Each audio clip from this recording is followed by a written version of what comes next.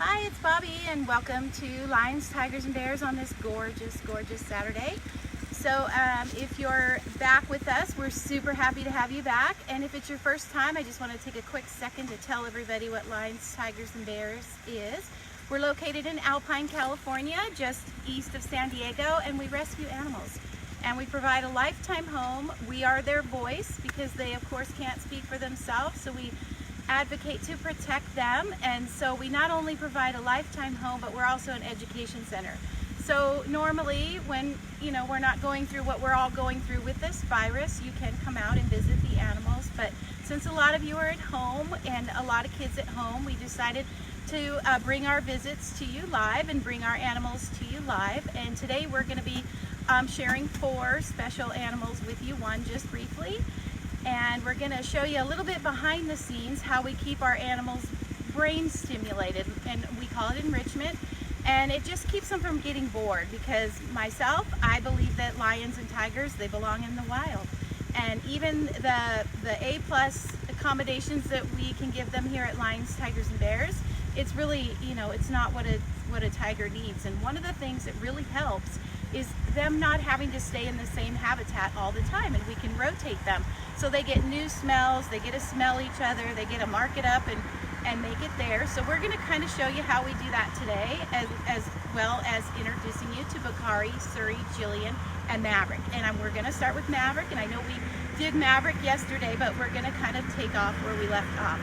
So when you're looking for Lions, Tigers, and Bears, remember we are the one that is in Alpine, California, and we're east of San Diego. I'm going to take a brief second to say thank you to one of our sponsors, Edco. Can't ask for a better company to help us with our trash, and I'm sure, as you can imagine, with 65 animals and us and the volunteers, there's quite a bit of trash and cleanup and weeds and everything else, and composting. So just wanted to take a second to say a special thanks to Sandy and Patrick at Edco, and we can't do this without you who are watching and are supporters of LTB, and of course the McGraths, because we are going to be in the McGrath Family Tiger Trail a little bit today. So just wanted to say thank you to them. So let's go on over here and let's see if we can go in here and we'll find Maverick.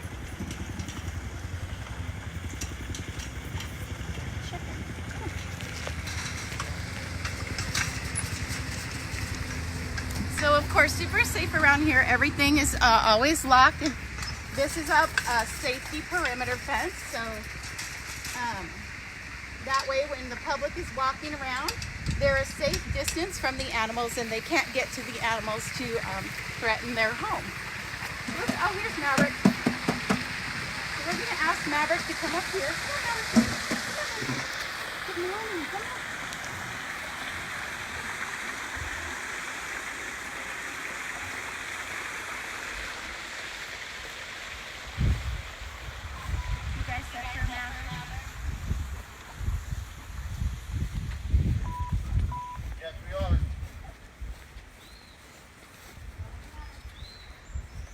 Bring Maverick up here to what we call the alleyway,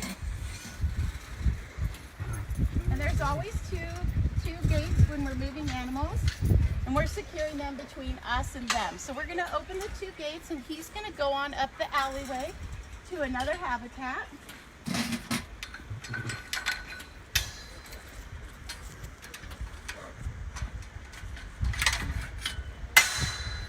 And Maverick knows the routine, so he's standing here patiently waiting for me to finagle the gate for him.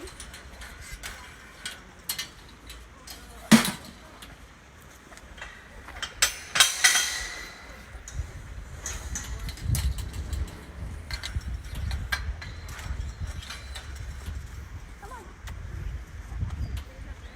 Now he's going to go up here, and he's going to run up this alleyway, as you can see. And there's other people on the other side waiting for him. Here comes Maverick. And what they'll do is they'll lock the gates behind him and talk him into going where we want him to go. We'll safely lock these gates. We don't leave gates open, so it creates good habits.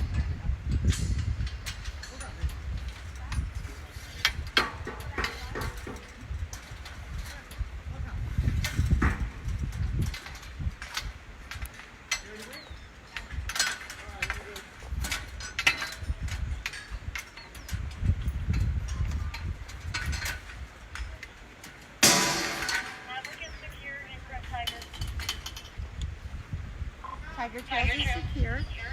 Now, while Maverick has gone up there and we have secured these gates, my backup would come behind me and double check my gates and make sure I did my job.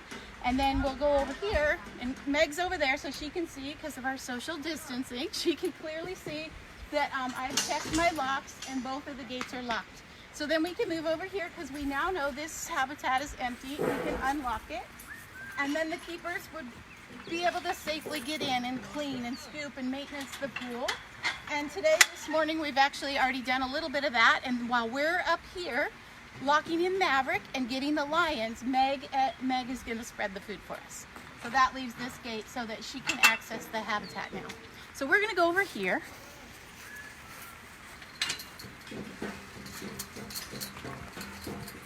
And we're going to see if Maverick went up to where we were asking him to come up.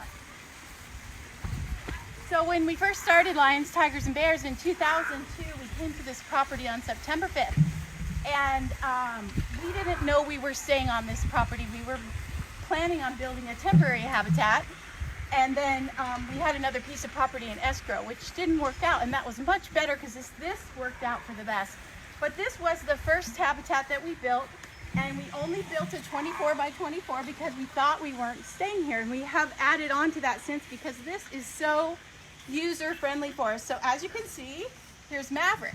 So Maverick has come up the alley, and we've safely locked him right here just for a few minutes. And we're pretty quick about this normally when we're not explaining and showing and teaching, but he's gonna hang out here for a minute. And then that gives us the opportunity to go around the corner and let the lions back down into Tiger Trails. So if you walk with me, we'll go over here while the keepers are in Tiger Trails spreading the food. We can go over here to what we call the hammock habitat. So this we call front tigers. Right now we normally have been having the cougars in here, but we call it front tigers because it was the first habitat, and we started with two tigers out here. Natasha and Raja were the first two tigers that came to Lions, Tigers, and Bears. And I'm sure a lot of you got to meet Raja and Natasha before they both died. So here we are at what we call the hammock habitat.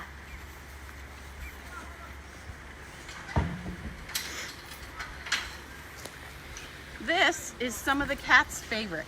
So like, you know, you hear about space, you know, they all have their favorite thing to do. And one thing with lions love to sleep.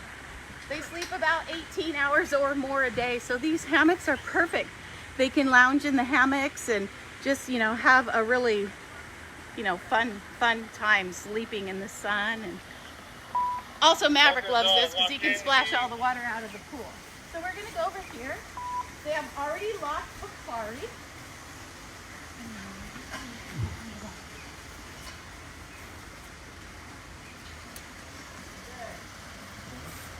We're going to open this gate so the girls can join in.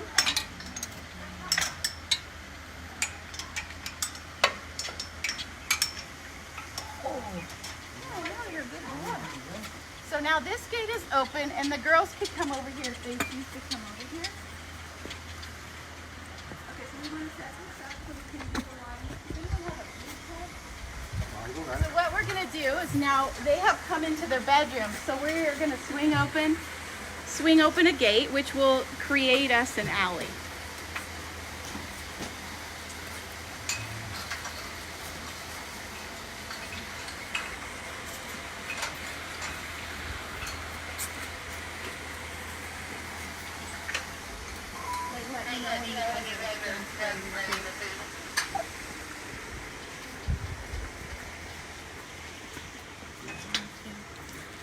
We're just one person moved the gates.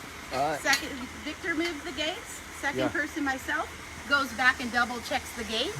Looks at the alleyway where the animal is going to go. Victor's safely in here.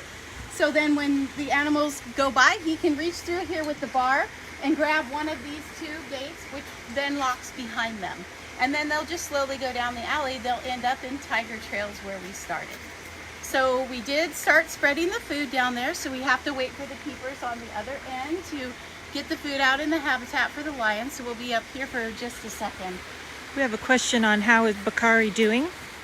Oh, Bakari, he's actually right here because we just let him into here, and he's doing much better. And so for those of you who don't know, Bakari had a really bad ear infection to the point where he was rubbing his head from the headache and had vertigo, and the vertigo would scare him, and he would just stand and freeze up because he would feel all dizzy, and lions don't know what to do when they feel dizzy. So we had to take him into our medical room with our vets and work on him, and they were able to get inside of his ears and look inside of there and take a few samples and try to figure out what was wrong. And of course he had some yeast and debris, because they of course get debris in their ear just like kids could get, and then allergies. So we weren't sure at first, but we have narrowed it down to the yeast and the allergies. So we did have to knock Bakari down again and change up his meds a few times until we could get to where he's not rubbing his head. And as you notice, he's going back and forth right now because he's anticipating that he's going to to go down the alley. These animals, they know the routine, and this is not a bad pacing. This is an impatient with Bobby pacing. They're waiting for me to open up the gate and let them go where they know they're going to get to go. But Bakari is doing much better.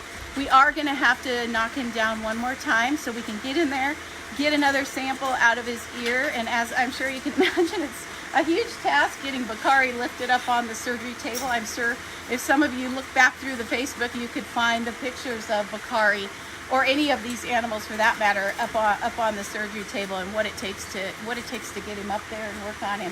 But we will be working on him one more time just to get in there and double check and get a sample and make sure everything's gone. But we don't see any more of him grinding his ear and rubbing his ear because it itches, and we haven't seen him freeze up, and he's not getting dizzy, and he's running and jumping off of things, which he wasn't doing when he wasn't feeling well.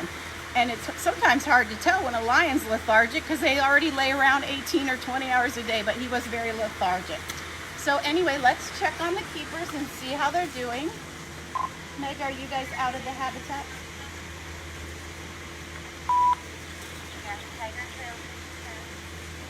So now they've been inside the habitat, done what they have to do. It's secure, meaning that it's locked, and that now we can move our animals down into it. So let me show you how we do that. So you'll have to go over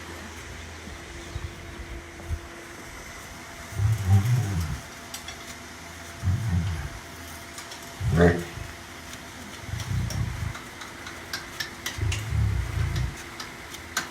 So we open up the latch that we can open from the outside, still having two latches on the gate, and then we'll close this, which creates the protective contact between us and the animals.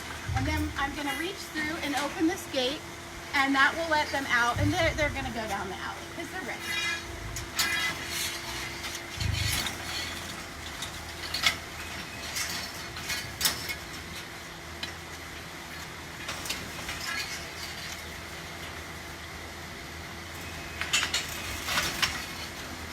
They even help a little. So now you can see the alleyway where they're running down the alleyway. And then Victor will shut, one more, Victor. One more cat. Oh. Yeah, push that back out the other way.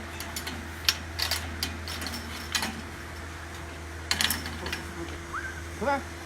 Come on. So as you can see, two of them have already gone down the alleyway. And then here goes Jillian. So they'll all three have made it into the alley. Meg, here's the three lions.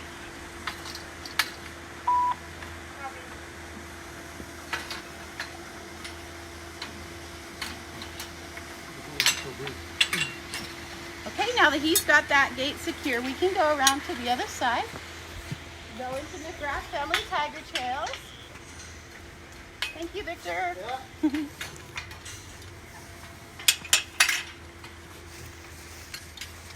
I'm going to leave their pole here.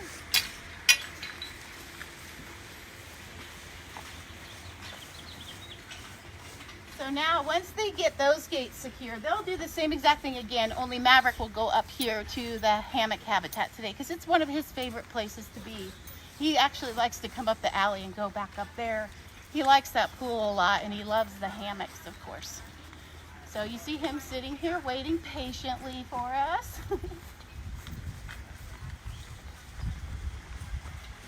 And then as we get down here, you'll see Bakari, Suri, and Jillian.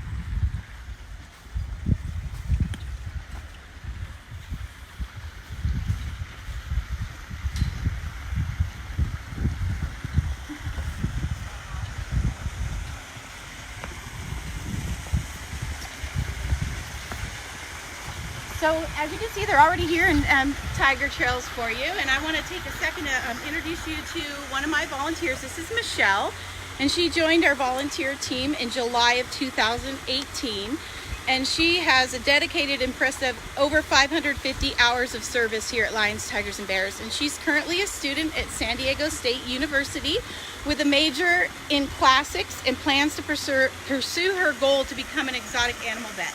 Michelle is a perfect example of the importance of animal stewardship and why our animals are so valuable. And I just want to leave you off with one note that I don't know if a lot of people know. We do internships here and have lots of volunteer opportunities. And so lots of the college and high school students that want to be a vet or work in the animal field come to Lions, Tigers, and Bears. You know, they might get to do their first blood draw on a lion or give their first IV, or even just watching the surgeries in themselves is amazing. So from here, I'm going to give it to Michelle for a minute, and she is going to actually tell you a little bit about Bakari, Suri, and Jillian. All right, we're going to stand close to this. So here we have Bakari, Jillian, Suri. These guys are all siblings from the same litter. They first came here when they were 4 weeks old and weighed 10, 11, and 12 pounds. Bakari now weighs over 500 pounds. Jillian and Suri now close to 400 pounds. So Bakari's name is actually Swahili for one with great promise. It was chosen through a fundraiser. Someone did a silent auction so that they could choose his name.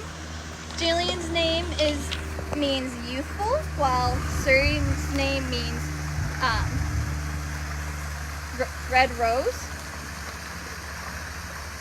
Right now they are eating their diets. Bakari would eat 13 pounds of meat each day for 5 times a week, while the girls will eat close to 8 pounds a week for 5 times a week. We do fast our animals 2 times out of the week.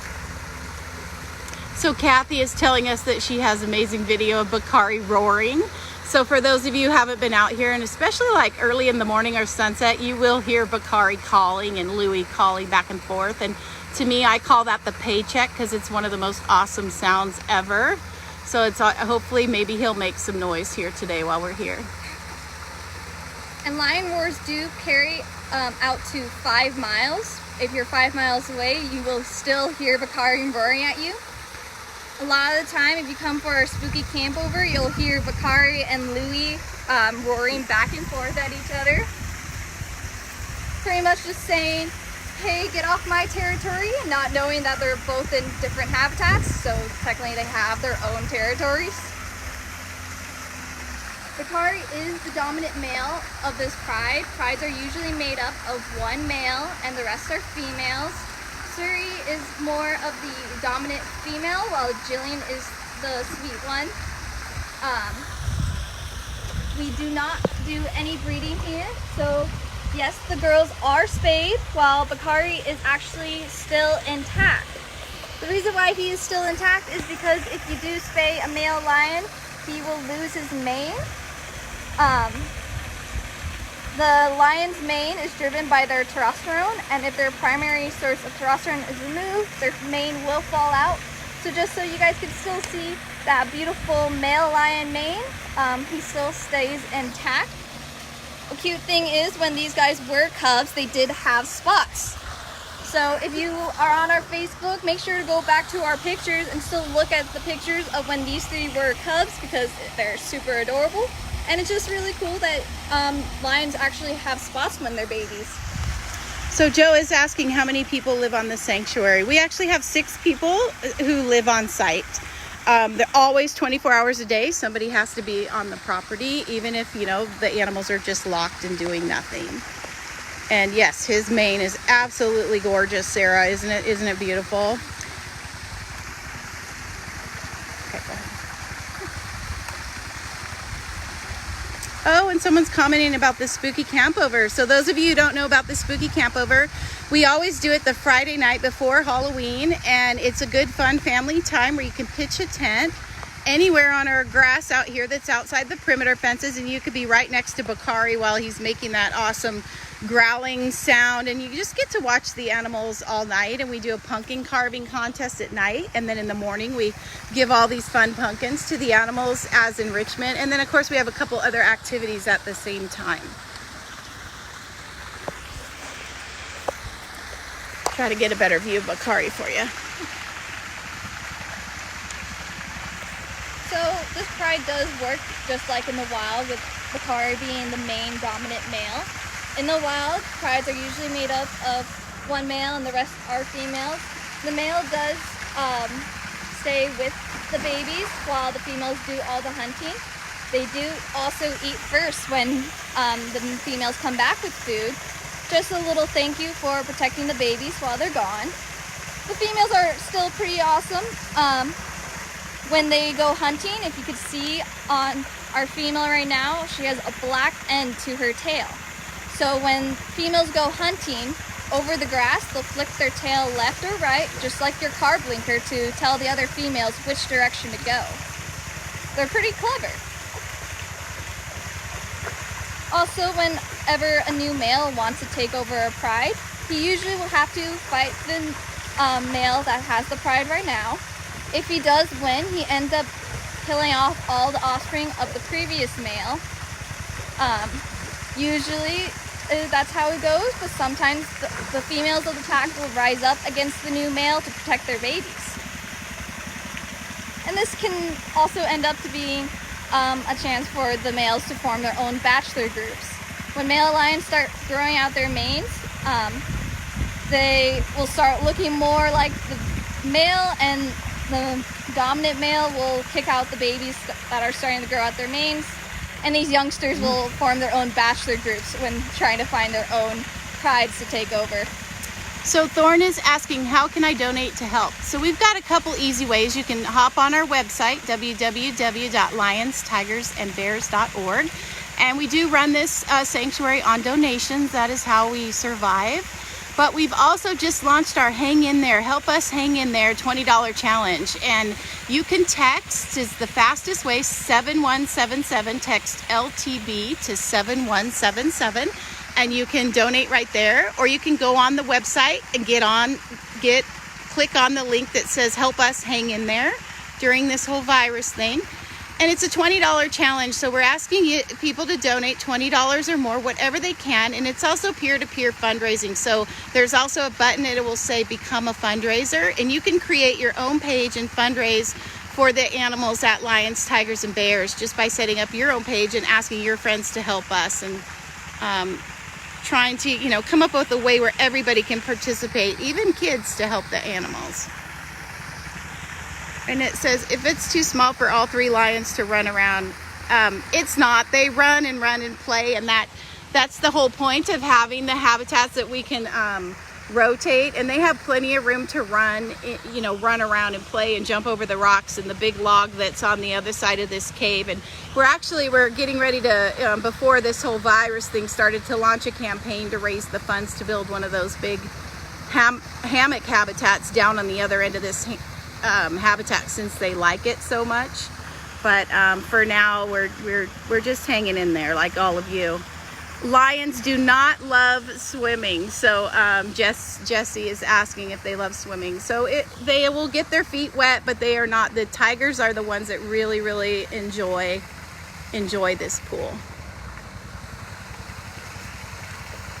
Let me see if there's any more question. Thank you for all of you who say, who are sending the love and saying you support us. We can't do our work without you. We can't do the work that we do here on behalf of the animals without your help. And then Thorn is asking if we have African servals, and we do. We have 3. So we have 2 that we will be introducing you to, which are in our quarantine, and they're going to be moving up pretty quick. And then we have 1 who is actually in with a Bengal cat that we brought back from South Dakota named Denali. And for those of you who know Denali, he is the one that had broke his leg. So back to Michelle, and she's going to keep telling you about the lions. So these guys will pretty much live 18 to 20 years here, half that in the wild. These guys are actually going to have a birthday soon on April 7th. They're going to be turning 13. So they're still pretty much in their prime right now. Bakari has black in his mane, which is a good sign to say that he's in the prime of his life. If you ever meet our other male, Louie, you'll see a huge contrast between them. Him having his bleached mane and Bakari's black mane, a huge contrast. They're both African lions. Louie just has that genetic mutation that gives him that bleached look called leucism. Hi, girl. They don't hold still long enough to really get focused in on their face, but maybe you can hear her breathing.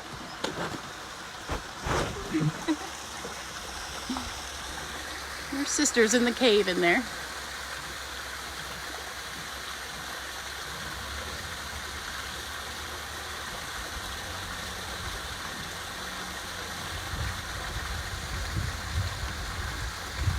Bakari's going to walk behind the rock.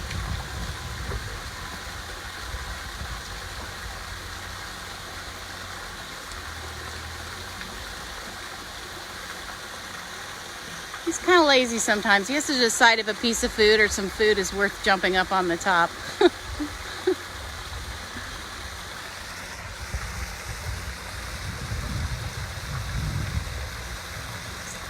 Autumn's saying she wants to bring her son out. So yes, as soon as the virus is over, we do educational visits out here. They're about 2 to 2.5 hours, and the keepers take you around, or the volunteers, and do exactly what we're doing. They introduce you to each animal, and you get to know the animal and their story and where they came from and how you can help if you want to help. And one of the things I always tell people, if you're going to support a sanctuary, make sure you support an accredited sanctuary, and you can find those out by looking on the GFAS, Global Federal Animal Sanctuary site, or even Big Cat Sanctuary Alliance. It can tell you who the good big cat sanctuaries are. Global Federal Big Cat and Bear and exotic animals. So yes, you can visit, and normally our visits are Wednesday through Saturday, 10:30, and then Friday we have one at 1, and Saturday the same. You just sign up for those online, but right for what this whole virus, we have cut off the visits, and we're just bringing the animals to you live now.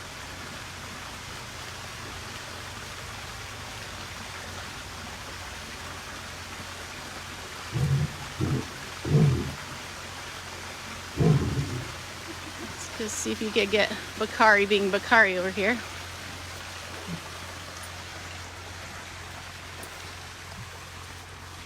You can see Jillian stalking a little bit. She's our stalker. She's going to go over and say hi to Mocha.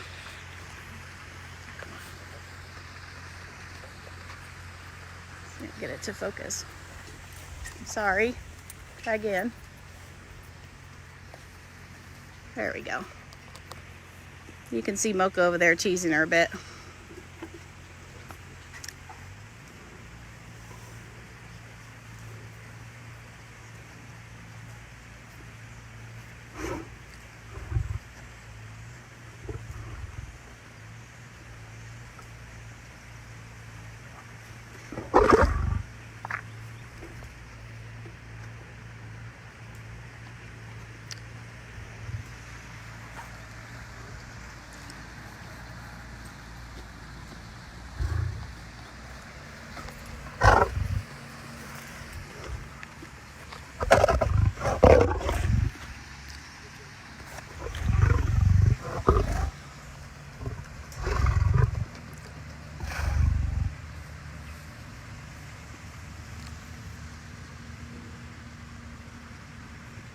Car.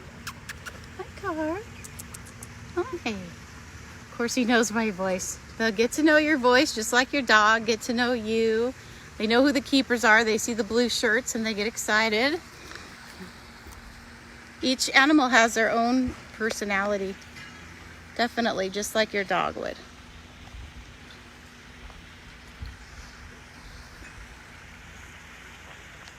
And Teresa's saying our rescues are absolutely amazing. Thank you, Teresa. One animal at a time and one day at a time around here. So this is Suri and Jillian and Bakari. And I'm wondering if anyone has any more questions. Here comes Suri over to get a bite.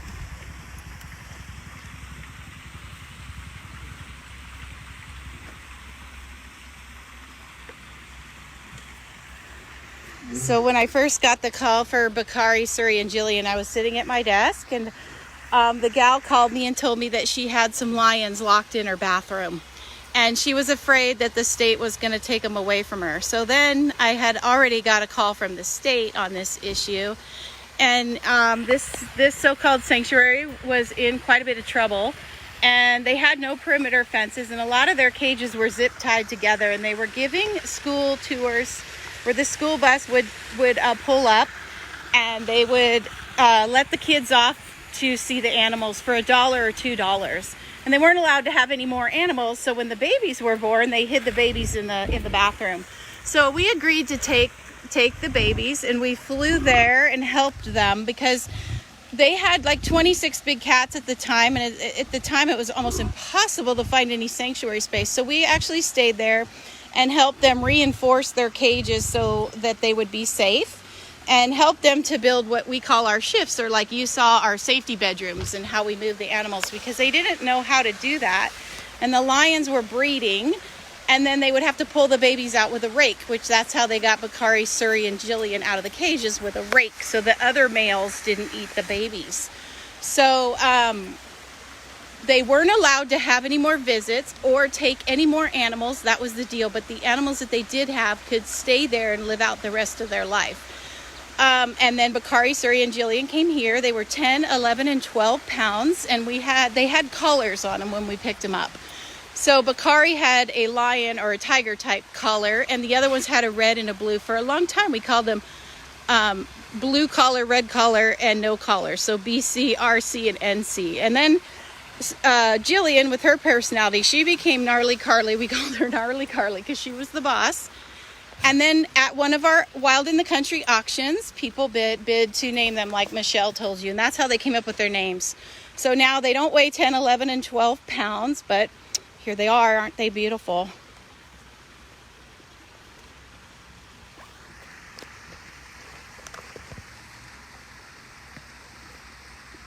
Michelle, you got anything else you want to share? Well, we can take a look at Bakari's little flap right there. You might think that might be some old skin from being old, but actually if you even look on your own house cat, all of our cats have that primordial pouch. Is this cool thing? Oh, and also and then sprays. Lovely, he sprays. So if you ever also come to visit, if he lifts his tail at you, that means he's going to spray. You don't want to leave here with lion pee on you.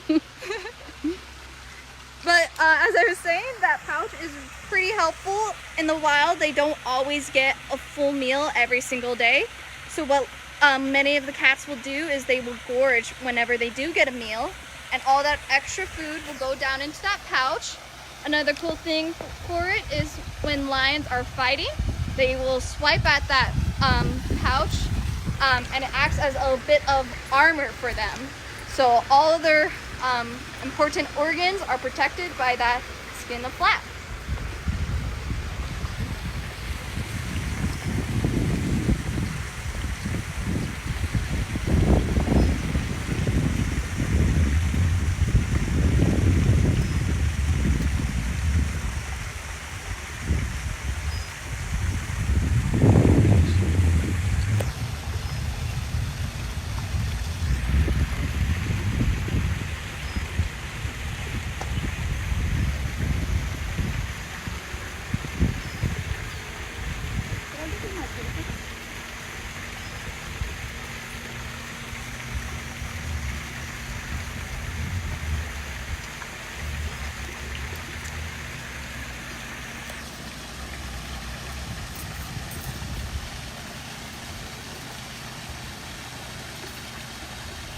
So someone else is asking about the fence. So I know, sorry, I tried to film around the fence for you, but we always have a piece of fence between us and the animals. We call it protective contact, and it's the way that we keep ourselves safe from these animals. So, you know, as beautiful as they are and as mellow as they look right now, because trust me, Bakari acts like a lion some days. He has his lion on. And they are top of the line apex predators. These animals could kill you in a second. So that's why all the safety rules and why all the fence, and just to keep all of us safe. Because if they're not safe and something happens, then we didn't do our job. We did not protect the animal. And Mitt's Ann is telling us that she got sprayed one time in the face at the zoo by a lion. So I'm going to throw Meg, our volunteer coordinator, under the bus. Yesterday, she got sprayed by Maverick. So we told her she's now broke in because she's only been here about 6 months. So she got sprayed yesterday too. It happens. If you work around these animals, you just learn after a while what to watch for and how to move, and then you won't get sprayed. So I do just have one more thing that I need to say before we go. Karen is one of our members and sponsors, and she absolutely loves all the animals here at Lions, Tigers, and Bears. And I just wanted to tell her that I'm thinking about her today, and we love her, and to hang in there and pray, because God is there for her. And then I also wanted to say the thing to Libby Curry, my friend who's in Georgia, that I'm thinking of her husband and praying for her and all of her family today. So I think that's going to be our live Facebook today, unless anyone else has any questions.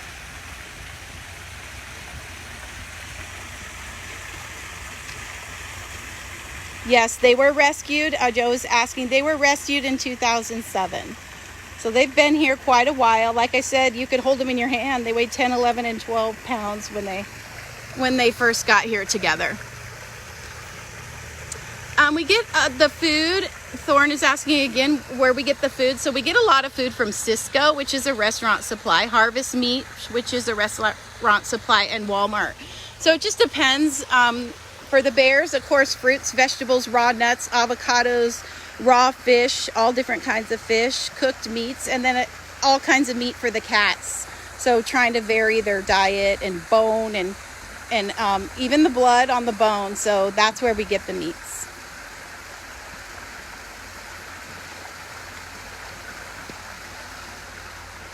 Yes, Meg has been marked too. She's now Mavericks. That's funny.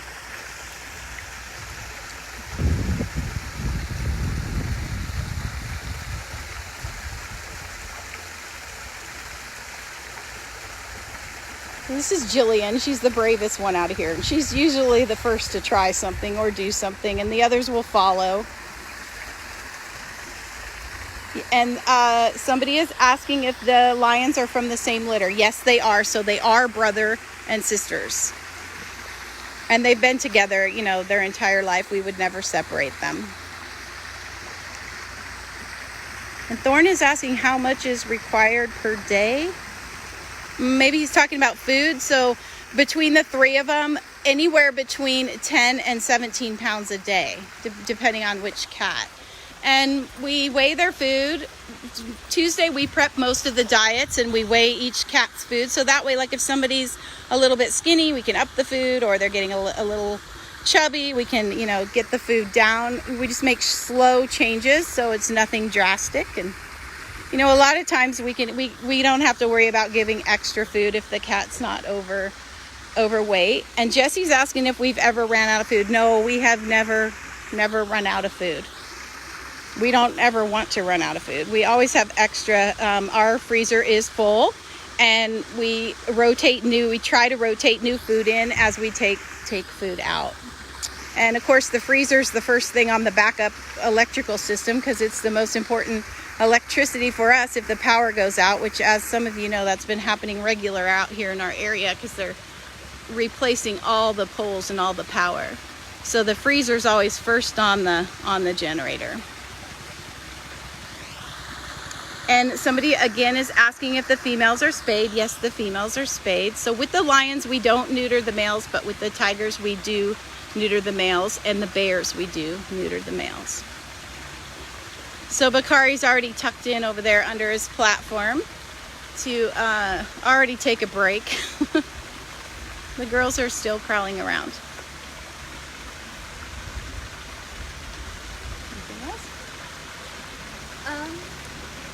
Well, Bakari's probably going to sleep for the rest of the day. Lions can sleep up to 20 hours per day, and these guys definitely will put that up to the test, especially after a huge meal that they just got right now. So here's a huge question from Thorn. Can caterpillar help? And I assume caterpillar is the tractor caterpillar. And if that's the case, yes, yes, yes, because we always need big tractors to try to move in more logs and more rocks for furniture and things like that, and lift these big rocks. Our little tractor can't lift some of these big rocks, so we always have to get help with that. And so yes, definitely need help with tractors. Thank you. They do play together mostly in the morning. Jesse's asking if they play together. The cats are super active in the morning when we first get here, and that's usually when you'll find them running around and playing. And if it's nice and cool, you'll see them jump over each other and roll and tackle each other.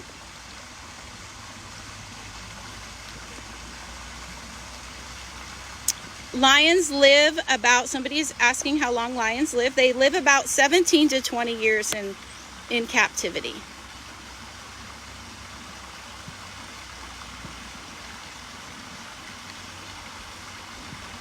So just like your house cat, after these guys eat, they will normally sit there and clean their paws and groom themselves.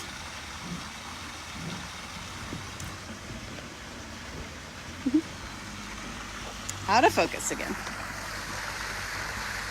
When they get too close, it goes out of focus. Giston is telling us that his wife came out and fed Bakari. So yes, when we do have our visits, like I said, we measure all their food, and we will feed right out of their diet if you're here on a visit.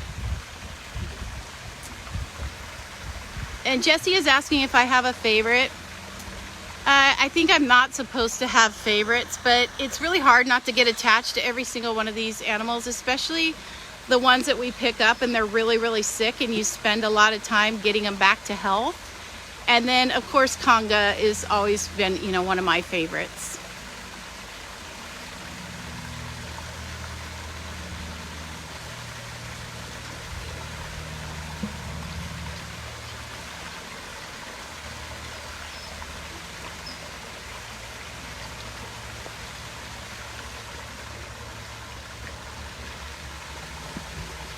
So Thorna is asking what it's like to raise a baby cat. It's a priceless what I've got to do for these animals, and I'm very blessed for that, but it is a lot of work. They do have to eat every 3 hours 24/7, so you just set your alarm for every 3 hours, and you just plan on being up for months, just like having a newborn baby. I would assume. I don't have kids, but it's a lot of work. And that brings a subject, these animals could go extinct in the wild in our lifetime. And there's the question, do we continue breeding lions, tigers to have them housed in a cage? Myself, I don't believe these animals belong in a cage, but that's for the younger generation to decide, and we'll just have to see where that goes, because right now we have so many lions, tigers, and bears in captivity that need a proper place to live, and they're surplus animals. There's no place for them to go, and hopefully in my lifetime we get to see a day where there is no such thing as the word surplus animal. So I think we're about done for today, and I just want to thank all of you who have helped us and who are our members and donors and family, and remind you about our Help Us Hang In There campaign. It's a $20 challenge to help us to support all these animals. And you just get on our website, and the link is there to help us hang in there. It's a $20 challenge. We're just asking for $20 or more, or for you to form your own fundraiser and ask your friends to help us to help the animals. Or you can easily text to 71777 LTB, 71777 to LTB. Thanks again. I love you all. God bless, and we'll see you at noon on Instagram. Bye.